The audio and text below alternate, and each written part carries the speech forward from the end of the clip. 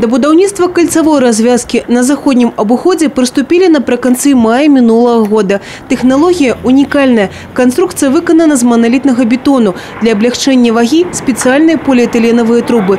Это дозволяет экономить бюджет. Самая высокая кропка эстакады 10 метров. И она возвышается над 5 чыгуночными переездами, а диаметр кольца 140 метров.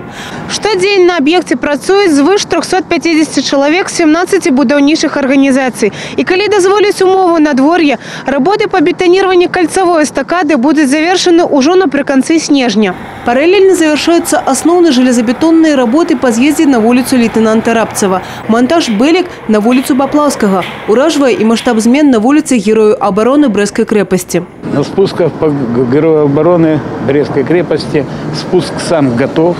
Единственное, что сейчас там идут работы по подъезду к этому спуску. То есть улица Зубачева, вот этот мост, который идет с Фомина, с Каштановой, с Орджоникидзе, и вот это Героев обороны. Вот этот пятачок, там раньше был круг, сейчас там все разрыли мы, уложили, поменяли новые сети. И я думаю, что где-то порядка 6-8 декабря мы там сделаем более-менее красоту. И если даст погода, положим нижние слои асфальта. Зараз объект готовы на 3/4, говорить начальник будовли Дмитрий Ганчук. Працують навіть з невеличким опереджуванням, але і на остатние 20% праці будовникам хопить. Март месяц каркас самого путепровода будет сделан.